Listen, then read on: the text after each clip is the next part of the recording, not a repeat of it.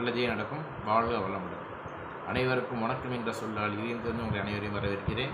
இன்றைய நிகழ்ச்சிகள் உங்களுக்கு பயனுள்ளதாக இருக்குன்னு நான் நினைக்கிறேன். சரி, இன்றைக்கி நிகழ்ச்சி என்னென்ன பார்க்க போகிறோம்னா, அந்த நிகழ்ச்சிக்குள்ளே போகிறதுக்கு முன்னாடி நம்ம செய்ய வேண்டிய காரியங்கள் ஒன்று முக்கியமான காரியங்கள் இருக்குது. ஏன்னா நான் செஞ்சது தான் உங்களுக்கு முழுக்க என்னோடய தனிப்பட்ட அனுபவத்தை உங்கள்கிட்ட பகிர்ந்துருப்பேன். புரியுங்களா? நான் எப்படி பணத்தை பெருக்கினேன், பெருக்கின பணத்தை என்ன பண்ண போகிறேன்னு சொல்லிட்டு முழுக்க என்னோடய தனிப்பட்ட ஒரு அனுபவம் மட்டும்தான். நான் வந்து ஒரு ஒரு ஒரு ஒரு 3 விதமான அக்கௌண்ட் வந்து ஃபஸ்ட் எடுத்தோன்னா 3 விதமான அக்கௌண்ட் ஓப்பன் பண்ணிக்கிட்டேன். ஒன்று எஸ்பி அக்கௌண்ட் ஓப்பன் பண்ணிக்கிட்டேன் அன்னன்னைக்கு சேர்த்துறதுக்கு. 2வது அக்கௌண்ட்டு மாதம் ஆர்டி அக்கௌண்ட்டு ஓப்பன் பண்ணிக்கிட்டேன். 3வது பிபிஎஃப் அக்கௌண்ட்டு ஓப்பன் பண்ணிக்கிட்டேன். அதை நீண்ட நாள் போடுறதுக்காக.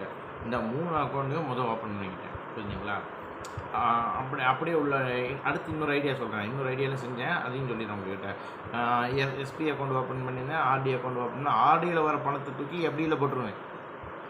எஃப்டியில் வர வட்டி தூக்கி தான் பிபிஎஃப் அக்கௌண்ட்டில் போடுவேன். புரியுதுங்களா? இன்னொரு சொல்லிட்டுங்களா? எஸ்பி அக்கௌண்ட் ஓப்பன் பண்ணியிருக்கேன். அதில் மாதம் சேர்த்துறதுக்கு முன்னாடி டெய்லி சேர்த்துறதுக்குல இப்போ டெய்லி ஒரு 1000 வருது, 1000 வருதுன்னா அதை எஸ்பி அக்கௌண்ட்டில் போட்டுருவேன். அந்த எஸ்பி அக்கௌண்ட்டில் வர பணத்தை தூக்கி ஆர்டியில் போட்டுருவேன். ஆர்டியில் பணம் மெச்சூரிட்டி ஆனோடனே எஃப்டிக்கு கொண்டு வந்துடுவேன்.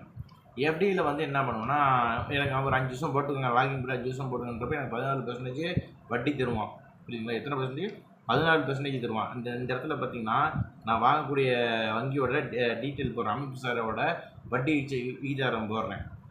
மாதம் எவ்வளோ தராங்க, டெய்லி இன்வெஸ்ட்மெண்ட்டுக்கு எவ்வளோ தராங்க அப்படின்னு சொல்லி அதில் இன்வெஸ்ட்மெண்ட் இது வட்டி விகிதம் இருக்கும். புரியுங்களா? நான் செஞ்சது அப்படியே உங்கள்கிட்ட சொல்லிடுறேன். இப்போ எஃப்டியில் வர இன்ட்ரெஸ்ட் தூக்கி பிபிஎஃப் அக்கௌண்ட்டில் போட்டுருவேன். இது வந்து பார்த்திங்கன்னா நீண்ட நாளுக்கு ஒரு தேவைக்காக மட்டும்தான் அதில் போடுறேன். ஆனால் போடாமல் வந்து கூட்டு வட்டி விகிதம், கூட்டுனா வட்டிக்கு வட்டி, புரியுதுங்களா? வட்டிக்கு வட்டி விகிதமாக அவன் கொடுத்துருவாங்க. இதில் என்னென்ன ஒரு வருஷம் கழிச்சு அவன் கணக்கு முடிக்கிறான் பார்த்தீங்களா, அப்போ அந்த வட்டி வந்து அதில் ஆட் பண்ணுவான்.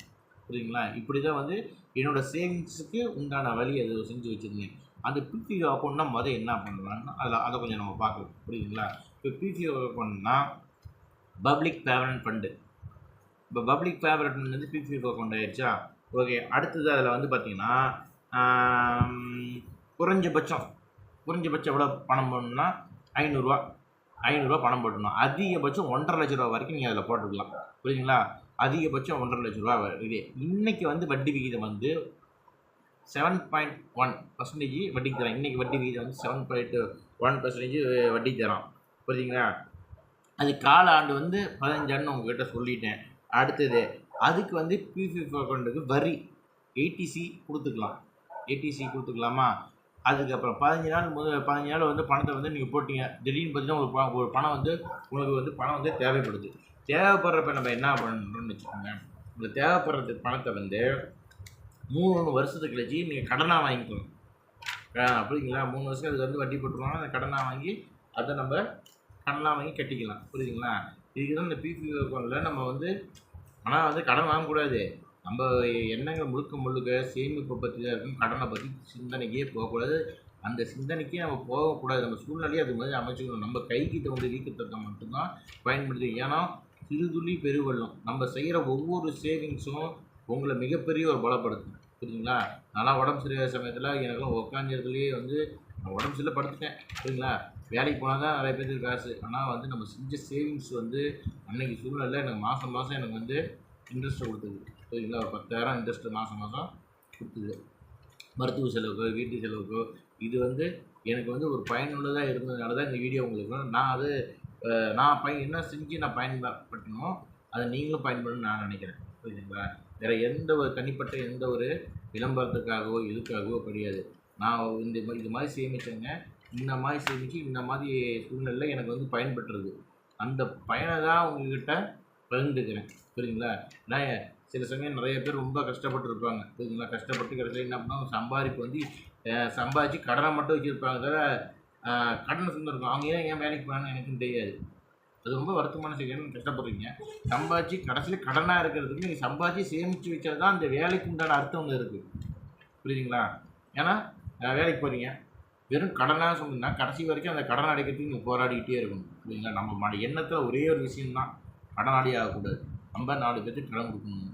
அப்படி அந்தளவுக்கு நம்ம 4 பேருக்கு கடன் கொடுக்கணுமோ இல்லையோ, நம்மளை பார்த்துக்கணும். ஏன்னா நம்மளை பார்த்துக்கிற பட்சத்தில் தான் நம்மளுக்கு மரியாதை. புரியுதுங்களா? அதனால தான் இந்த வீடியோ வந்து உங்களுக்கு நான் ஷேர் பண்ணுறேன். அது உங்களுக்கு பயனுள்ளதாக உள்ளதாக இருக்குதுன்னு நான் நினைக்கிறேன்.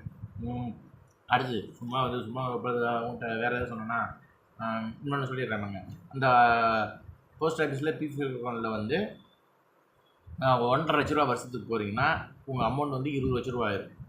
புரியுங்களா? அந்த மெச்சூரிட்டி அமௌண்ட் பார்த்தீங்கன்னா 45 லட்சத்துக்கு மேலே இருக்கும். 42 இருக்கும். புரியுங்களா? இதுதான் அந்த பிபிஎஃப் அக்கௌண்ட்டோட முதலீடு. இதுதான் நான் பண்ணிட்டேன். ஆனால் பிபிஎஃப் அக்கௌண்ட்டில் பண்ண எடுக்க முடியாது. அது நீண்ட நாள் முதலீடு. உங்களை இந்த வீடியோ வந்து உங்களுக்கு பயனுள்ளதாக இருந்தால் நீங்கள் வந்து லைக் பண்ணுங்கள், ஷேர் பண்ணுங்கள். முழுக்க நான் செஞ்ச வீடியோ என்னோடய அனுபவத்தை உங்கள்கிட்ட பகிர்ந்துக்கிறேன். வேறு ஒன்றும் கிடையாது. மிக்க நன்றி. வாழ்க வளமுடன். நல்லதே நடக்கட்டும்.